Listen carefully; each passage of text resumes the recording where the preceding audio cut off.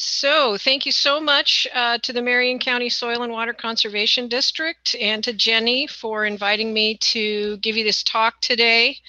What my presentation about is climate change in the Willamette Valley and how this changing climate may affect the fish and wildlife and the plants. Now, while I will be talking about fish and wildlife and plants, I am a fish biologist, and so my talk will be fish-centric. So what I will talk about today is how climate change is expected to affect the Willamette Valley and how it may translate to the fish and wildlife. I'm going to talk about what is a drought because, as you're all aware, we are in a drought now in the Willamette Valley, and other parts of the state is quite severe. And just exactly what a drought is and how it's changed over time is something I want to talk about today, because a drought 200 years ago is going to be different than a drought today here in the Willamette Valley. I'm going to introduce you to some of the fishes of the Willamette Valley and how these fish may fare in climate change. And then I'm going to close my talk with a bit more information about one of the predicted changes in the Willamette Valley, and that's wildland fire. Because as you're all aware, we had severe, unusual fires in September, and I've been getting a lot of questions on how those fires may have affected our fish. So we're here in the Willamette Valley in the northwest corner of Oregon, and historically, since the last ice age ended about 15,000 years ago, our climate has been cool and wet. And that's really important because the plants and the animals, the fish, the birds, the amphibians, the reptiles, the insects have all evolved in this cool, wet, maritime climate. And that's important to think about moving forward into climate change. So I want to clarify a couple of terms. Weather is about what's happening today. Climate is about patterns of what has happened in the past and how that may also be in the future. So 95 degrees on June 1st doesn't mean the climate is getting hotter. Average June temperatures increasing over time does indicate that climate may be getting warmer. So how is the Willamette Valley's climate predicted to change over the next 100 years? One of the big changes will be hotter air temperatures, especially in the summer months. But this also is in the winter months as well. So when I was a kid in the Portland area in the early 70s, early 1970s, our pond on the farm used to freeze over and we would go out and ice skate. When was the last time you remember something like that happening? Go back to the early 1920s when my grandparents first came to Portland, and there was this picture I remember of their car driven onto the Willamette River because the ice was so thick. And so it's warmer temperatures all year long. And these hotter air temperatures are going to lead to warmer water temperatures. And that's where my fish are. And even a little bit of change in water temperature can have dramatic effects on the fish and their behaviors. But it's also about the soil moisture. So as the weather is warmer, the soil dries out faster and earlier in the spring and the summer. And this can kill native trees and shrubs and flowers that are accustomed to wetter soils. For example, the 2015 drought killed many trees, such as Douglas fir and black hawthorn. And we're already seeing these native trees start to disappear from the valley just over the climate change of the last 100 years. There's also predicted to be dramatic swings in weather, so more storms, more droughts. and more rain and less snow. So what this means is the weather warms, those snow levels are going to rise. I've seen predictions as high as 1,000 feet in the next 100 years. And the reason this is so important is that snow holds the moisture. And then slowly melts it and it drips into the groundwater and then makes its way to the rivers and the streams. So there's still water there in August and September. It also keeps the soil temperature cooler and the ground cooler. It suppresses plant growth. So stronger storms also mean floods and more periods of drought. So when you have a flood, the water washes downstream instead of being retained in the wetlands and the floodplains. So less snow and more rain means higher flows in the winter, lower, warmer flows in the summer. The changing of those peak-based flows and water temperature regimes that these fish and wildlife and plants evolved with. So just what is a drought? When I was a kid in 70s and early 80s, and we had a really wet period in Oregon, and there were all these jokes came out about Oregon and rain. And one of my favorites was, in Oregon, a drought means you're up to your ankles in water instead of your knees. And in deference to my fellow residents on the east side, well, that was of course Western Oregon anyway. And I hear this all the time about how can you be in a drought? People come from the southern states and they see all these green trees and all this water in the river, and they're like, what drought? Well, the problem is if an ecosystem evolved to be up to its knees in water, then up to its ankles in water is a drought. And while the Willamette Valley has experienced many periods of drought throughout time, this time is different. And by the way, my favorite Oregon rain joke, what did the Oregonian say to the Pillsbury Doughboy? Nice tan. So what are the changes? 200 years ago, the Willamette Valley was a giant beaver marsh. And we know this from the 1855 land surveys. And these beaver ponds created wetlands that retained water during the winter rain, and that lasted in through the summer. And then the trapping of the early 1800s removed thousands, tens of thousands of beavers from the Willamette Valley. This trapping and removal has continued until just recently, and it's prevented that population recovery. Now we're starting to recognize beavers as a keystone species. And what I mean by that is an animal or a plant that is so important to an ecosystem that if that animal disappears, the whole ecosystem is in danger of collapse. And so beavers create these marshes, and those marshes hold water. And if you think about all the plants and birds, the waterfowl to the red-winged blackbirds, the salamanders and the frogs, the aquatic garter snakes, the fish, oh my goodness, trout and salmon just love beaver ponds.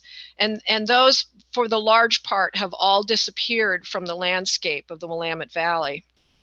Another thing about 200 years ago was the Willamette Valley and its tributaries were unconfined, and they spread out routinely into large floodplains.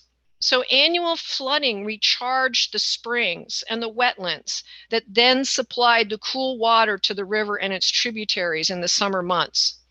Springs, hyperbolic flows, and groundwater kept summer flows higher and water temperatures cooler. And what I mean by hyperbolic flows is that middle picture, you see that gravel bar. And as the water comes down the stream, it soaks into that gravel. And it comes out the other side into a deep pool created by a log jam. And it can be 10 to 15 degrees Fahrenheit cooler than that surface water temperature was. Today, there's been whole-scale changes across the landscape.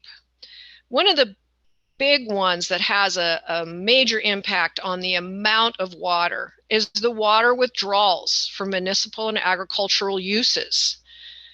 Then there's also the channelization of the Willamette River and its tributaries. Now, this lack of floodplain connection, where the water leaves the valley during the winter months, because these rivers were turned into what was called conveyance ditches.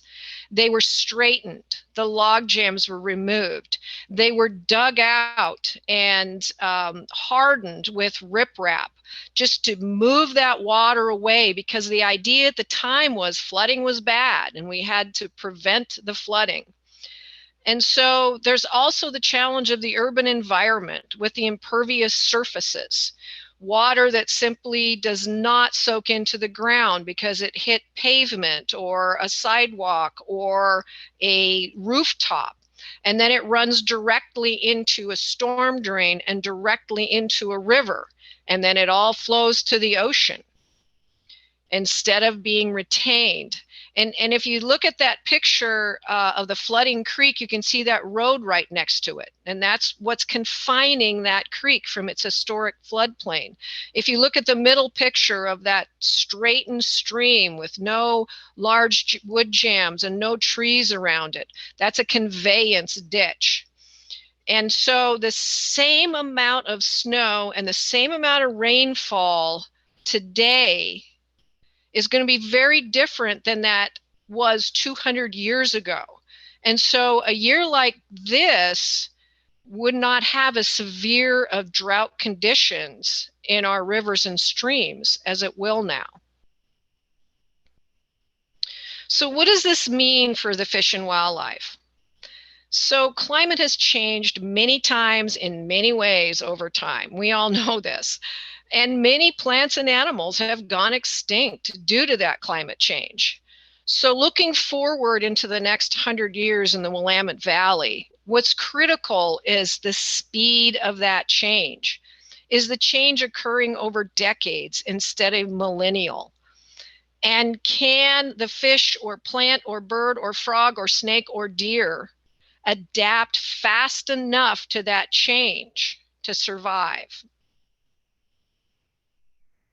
So here's a couple of examples of how the changing climate here is already affecting the fish and wildlife. So salmon and trout eggs incubate in a gravel nest in the bottom of the river. And when the egg first hatches, it's the fry has a large yolk sac, and it lives in that gravel nest for many months as it absorbs that yolk sac. And the warmer the water, the faster it uses up that food reserve. And so what happens in the warmer waters is the fry matures too quickly, and it has to leave that gravel nest to find food. Well, this may be before the macroinvertebrates are available.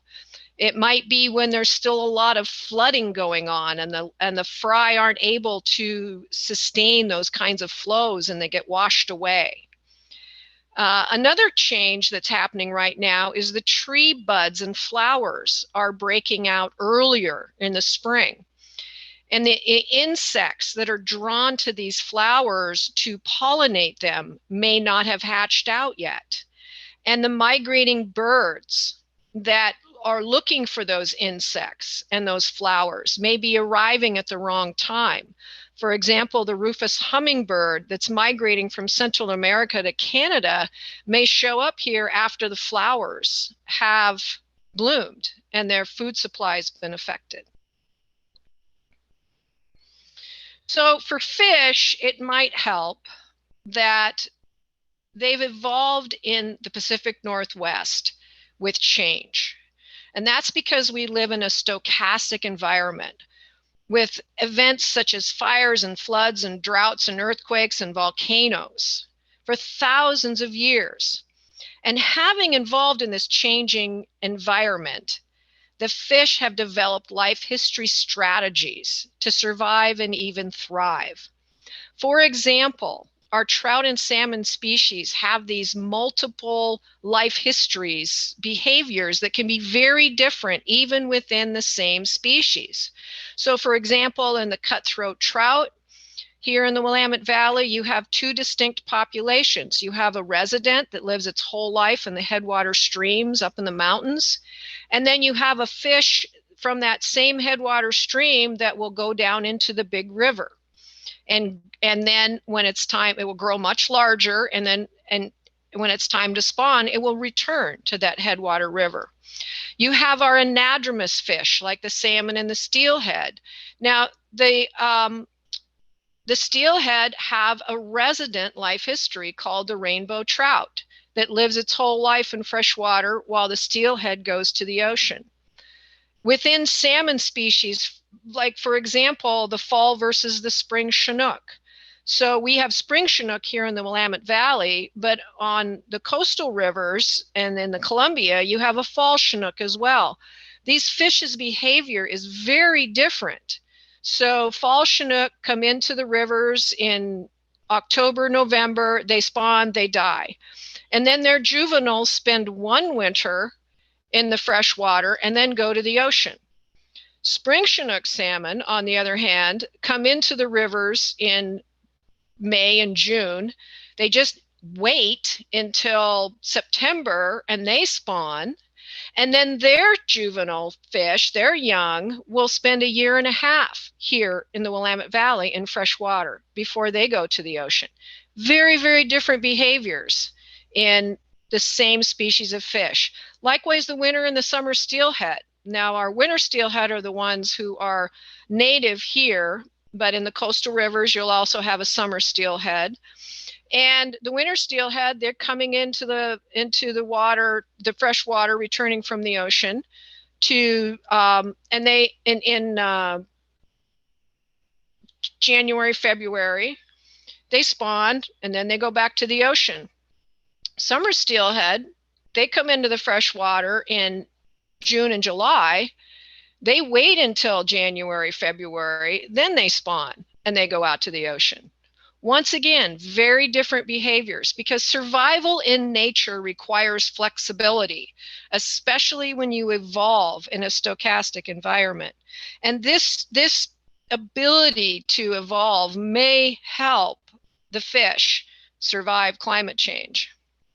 So a little bit about the fishes here in the Willamette Valley. The ones I was talking about, the Chinook salmon, the winter steelhead rainbow trout, and the cutthroat trout, these are cold water fishes.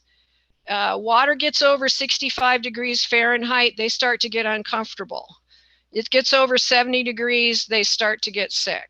It gets over 75 degrees, they start to die.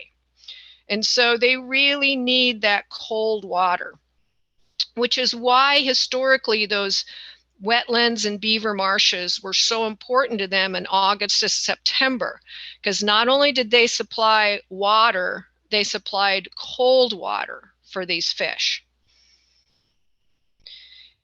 You also have a whole host of fish that are more tolerant to warm waters. And I'll just tick off these little fishes here. You have a chisel mouth, a whitefish, a pea mouth, a sand roller, a dace, a large-scale sucker, a lamprey, a sculpin, Oregon chub, another dace, the guy's holding on to a northern pike minnow. Then right across the bottom there is the red-side shiner, and then there's the three-spined stickleback who seems to have lost one of its spines. So how are they going to do? How are they going to fare if climate change creates these warmer water temperatures? Well, cold fish, they're not going to do so good. They're going to struggle. The Chinook salmon, winter steelhead, rainbow and cutthroat trout, certain sculpin species, they really need that cold, high oxygen water. The more warm water tolerant fishes, the red-side shiner, the dace, other sculpin species, pea mouth, chisel mouth, northern pike minnow, three-spined stickleback, they're probably going to be okay. They can tolerate the warmer water. They can tolerate the lower dissolved oxygen to a point, of course, because ultimately all fish need water. And if climate change starts to affect the level of water, the more droughts, then it's going to be a problem for those warm water tolerant fishes as well. The other problem with the warmer water is it's going to favor those introduced warm water fishes like the bass, the bluegill, the catfish. And it might even make conditions more hospitable to species of introduced fish, like, say, tilapia, that cannot survive here now, but maybe in the future may be able to. So another effect of the predicted climate change over the next 100 years is that wildland fires will become larger and more frequent. And there's a number of reasons for this, because the warmer, wetter winter and spring encourages plant growth. Then the hotter air temperatures dry out the forest or sooner to those hot conditions. Drought-killed trees draw insects that then spread to stressed trees, killing them too, creating more dead trees to draw more insects. You end up with these vast forests of dead trees. The stronger storms bring stronger winds and windy conditions that drive fire severity. And that fire suppression, especially in short-term interval forests, have created vast acreages of overstocked stands, meaning with a lack of the smaller, lower intensity fires clearing out the underbrush, you have a lot more trees and woody material in the bottom layer of these forests that are prone to fire. So I'm going to talk more about how these fires could affect our fish going into the future. And so I get this question all the time. Gosh, Karen, we had these really severe wildfires. How did they affect the fish? So is wildland fire bad for fish? Yes. So wildland fire is bad for fish? No. So fire is good for fish? Yes. No. Well, like many things in nature, it's complicated. So it's all about the intensity and the severity and how long it lasts. So I'm going to talk a little bit about the immediate effects during the fire, the short-term and the long-term effects. And when I refer to immediate effects, I mean when the fire is burning through the riparian area. Short-term is after the fire is put out all the way to, say, 5 years or so. And then long-term usually starts around 5 years and goes out into the future. So immediately during the fire, the most obvious effect is going to be water temperature. And high-intensity fires can raise water temperatures to lethal levels for fish and other aquatic life. However, water is dense, and dense holds temperature. So in larger rivers, for example, the fires burned over the Clackamas, the North Santiam, the McKenzie, those fires likely were able to hold their cold and did not raise to lethal salmonid water temperatures. However, smaller streams, they don't have that enough density to hold that, especially in a very severe fire. And so the fish in those streams likely perished during a severe fire. There's also changes of water chemistry to the ash that drops into the river. And if it's high enough, you can actually have toxic levels of ammonium forming.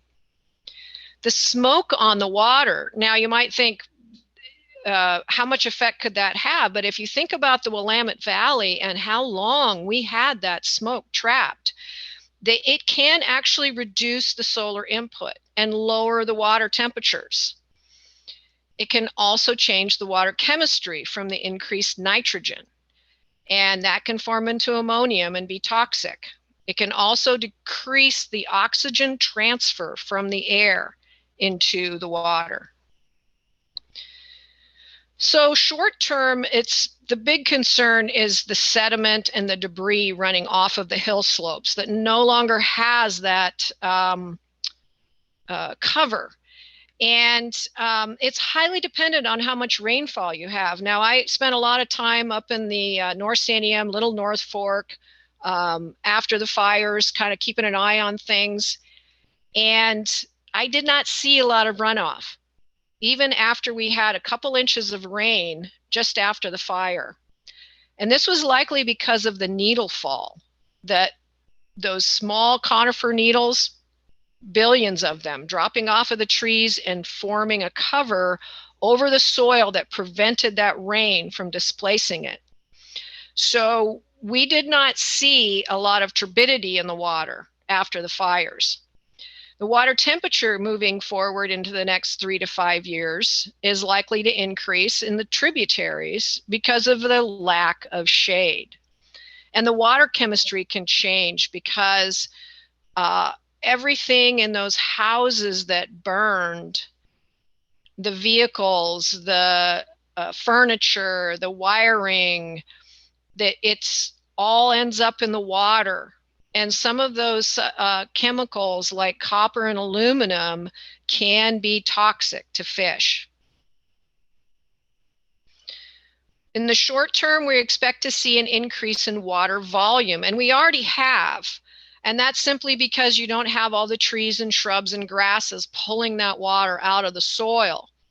So for example, the Forest Service uses Quartzville Creek as a surrogate for the Little North Fork. And normally their hydrographs match each other in rain events. But after that 2 inches of rain fell across both watersheds, there was a significant increase in the Little North Fork's water flows compared to Quartzville Creek. And salvage logging after a fire can have short-term effects. Now, there's lots of research that's been done on salvage loggings after fires. And I invite you to go and search for those research papers and read up more about it if you're interested, because it is a very controversial topic. Now, there can be increased sediment coming off of a logged hill slope after a fire. And that's true of, and it's mostly going to come from roads. And that's true of all logging. However, what's different with the fire burned landscape is the lack of the riparian buffer, which is required under Oregon law and federal law, and that normally prevents that sediment from running off. Long-term effects of the fire. So this is a picture of me. I'm standing in front of a fire-burned forest, the B&B fire, about 20 years post-fire. And slowly over time, these landscapes recover. And we will see a decrease in the debris flow and sediment coming off of the landscape. We will see a change in the water chemistry from any immediate effects after the fire as the nitrogen and phosphorus decreases and any chemical pollution decreases. The water volume will decrease because those trees are going to regrow. The grasses, the shrubs are going to regrow. So in the long term, we'll see a return to a more normalcy for that watershed. The big long-term effect is landslides. Now, this is a picture of the Oslo slide from Washington. It was not caused by a wildland fire. However, it's such a great picture to demonstrate how large these events can be. And they don't happen right away. They usually take at 5 years and they peak around 8 to 10, 12 years after the fire. They're highly dependent on slopes, soil type, geology, aspects, severity of the burn. There's all kinds of variables that go in. It's virtually impossible to predict whether a hill slope is going to fail to this level. And in the short term, these landslides, not surprisingly, are catastrophic for fish.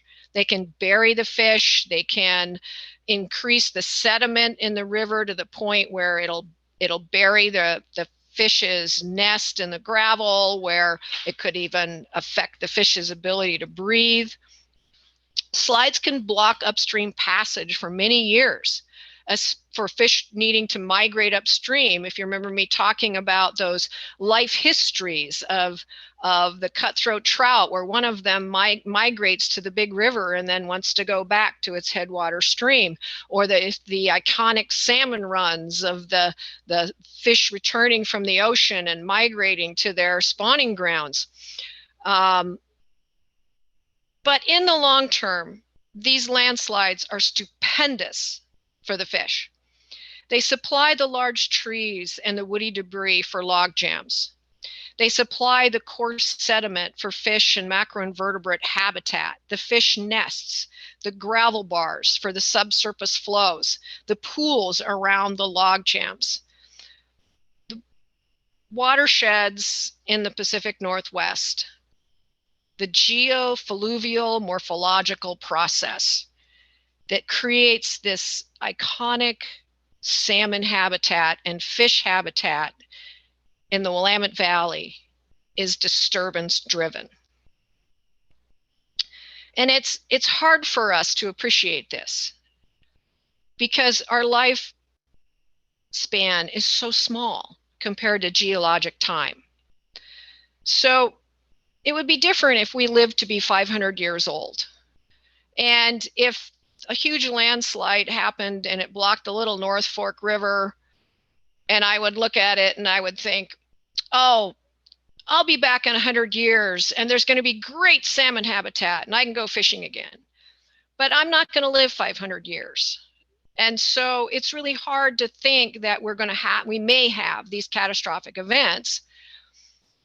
But I rest assured knowing that moving forward, it will create this ideal salmon habitat. And it's just difficult for us to appreciate that. And that's one thing that we need to do to understand these processes, these geofluvial morphological processes that drive our fish habitat and wildlife habitat in the Willamette Valley. So I'm a good news person first kind of girl. So I'm going to give you the fire and fish, the good news. So the fish in the larger rivers likely survived.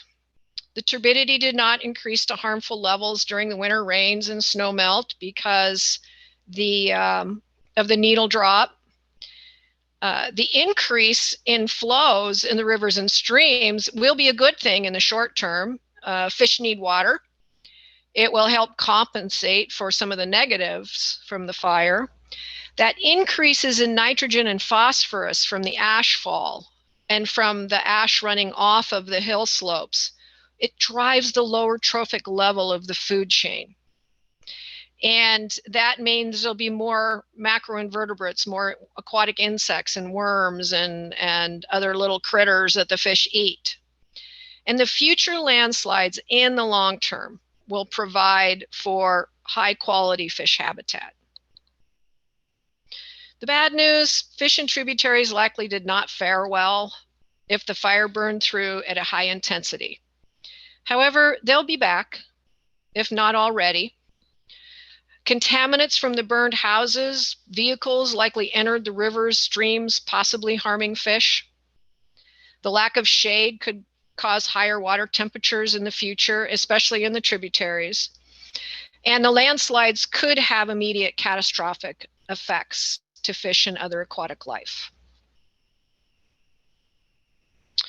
So that concludes my presentation, and I am very happy to take questions. I shall go back to my Zoom screen, turn on my camera.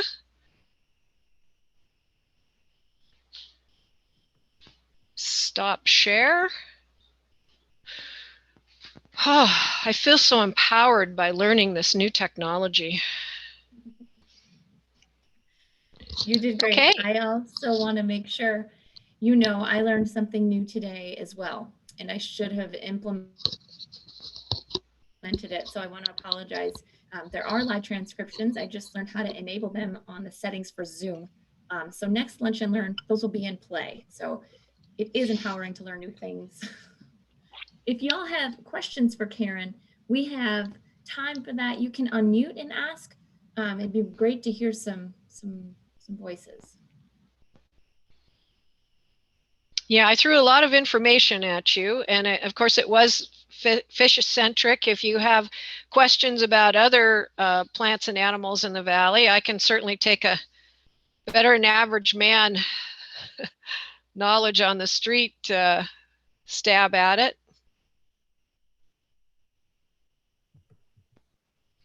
Karen, in the chat, Kaylee asked, yes, what should be a priority for next steps in protecting salmon and fish species? Well, restoring habitat to pre-European settlement, pioneer settlement, it's tough to talk about, you know, exactly when do you go back to historically to say this is the way it should be. So I'm going to say 200 years.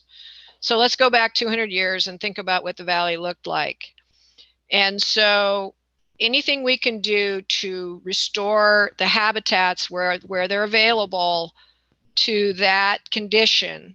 And what we talk about in the restoration world is building resiliency. And one of the best ways to do that is beavers. And there's a effort now, the Luckamute watershed, Mary's River watershed, and North Santiam watershed have partnered to a massive effort to encourage beavers activity in the Willamette Valley. And the nice thing about beavers is they restore so much and they do it all of their own volition. And if you can, when you find places to allow them to be there again, they work really cheap, and they've nothing better to do with their day than build those dams and create those wetlands and those marshes.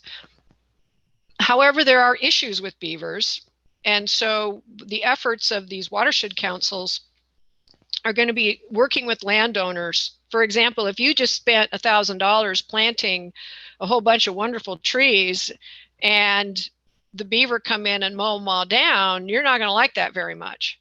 Or if the beaver builds a dam and floods your barn and your horses are standing ankle deep in water, you're not going to like that very much. And so there's ways that we can address those concerns. The other major component is reestablishing large woody debris jams in our rivers and streams. And there's no single component of fish habitat more important than those large wood jams and debris jams in the rivers. They hold back the water. So the gravels fall out, create those gravel bars that create the hyperbolic flows. They create the pools. They provide cover for the fish from floods and from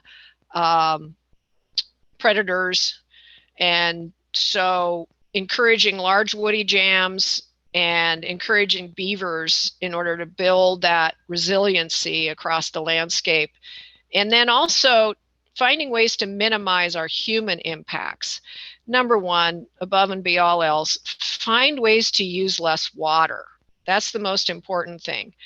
And I use water like a fish biologist does. I mean, I'm just like obsessive about it. I save water from when my sink, in the summertime, when my sink goes from cold to hot and my hot water tap, I hold a bucket under it. I collect that water and I go out and water my plants with it. I mean, I'm like totally obsessive. So I would recommend using less water and driving less. And it's interesting because I've always recommended that to people just as a way of decreasing our carbon footprint. Now it turns out that there's a chemical in tires that kills salmon. And so driving less is even more important than ever.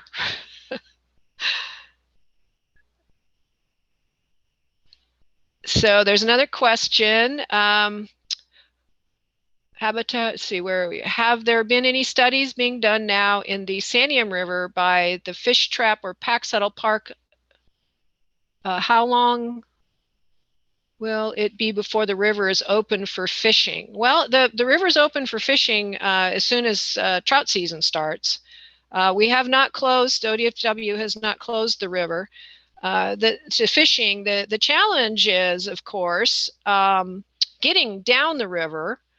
And the large wood, there's going to be a lot of trees falling in the rivers, even if there isn't a landslide. Just the ones right around the river itself are going to be falling, and that's going to create hazards for boaters and rafters. And so, now the river is open, and as far as studies, it's open to fishing.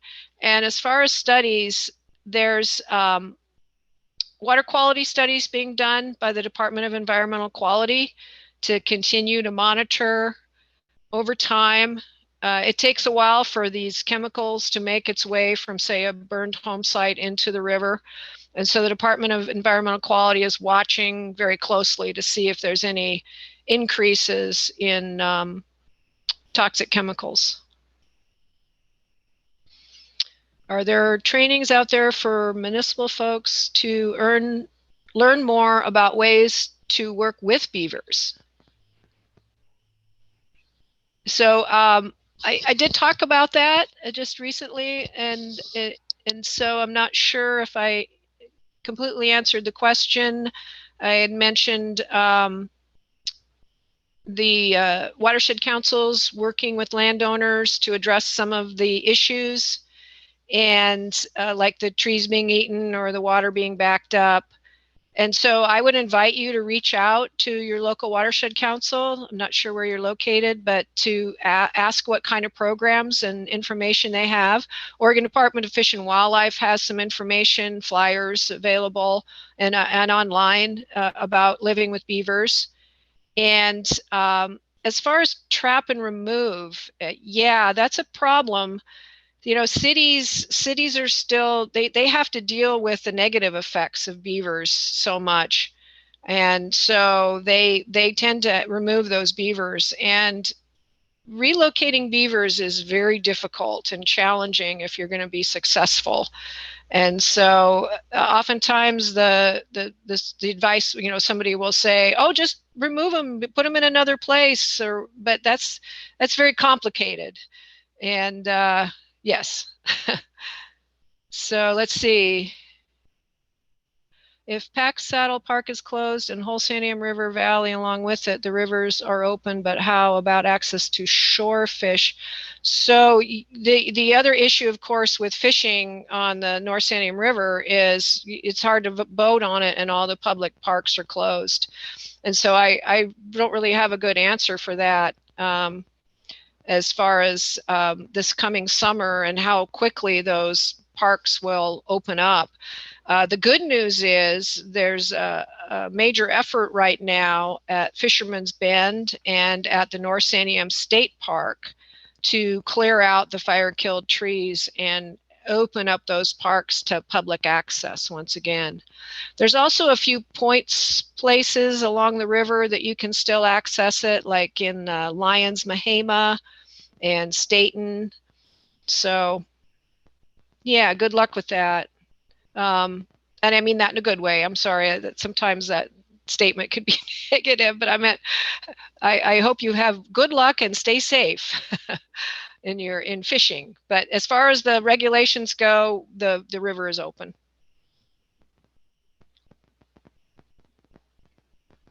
That was the majority of the questions in the chat. You nailed, Karen. Okay. I have about 10 minutes left if anyone has any other questions.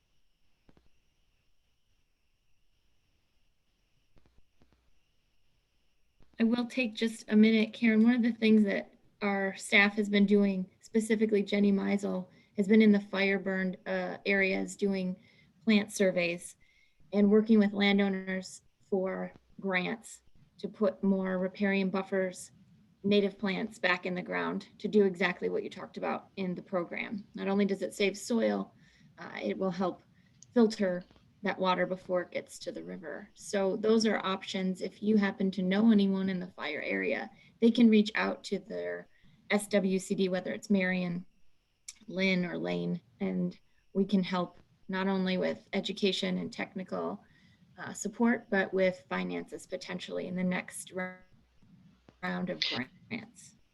And Rebecca McGowan at the North Sandium Watershed Council has been doing a great deal of work with landowners, helping them with post-fire recovery.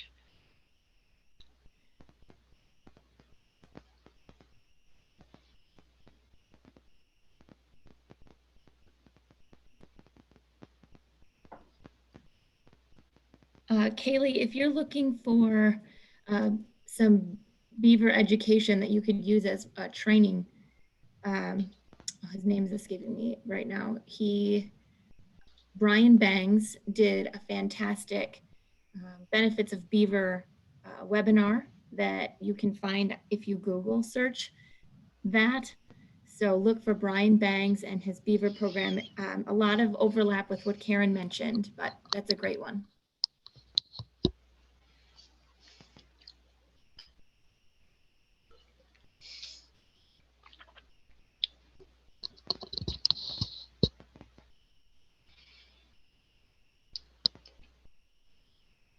Right. Well, Karen, any closing thoughts? I just want to thank you and everybody that showed up. I know you probably have 1 o'clock meetings and other things to get to today, but thank you, Karen, and thank you all for showing up.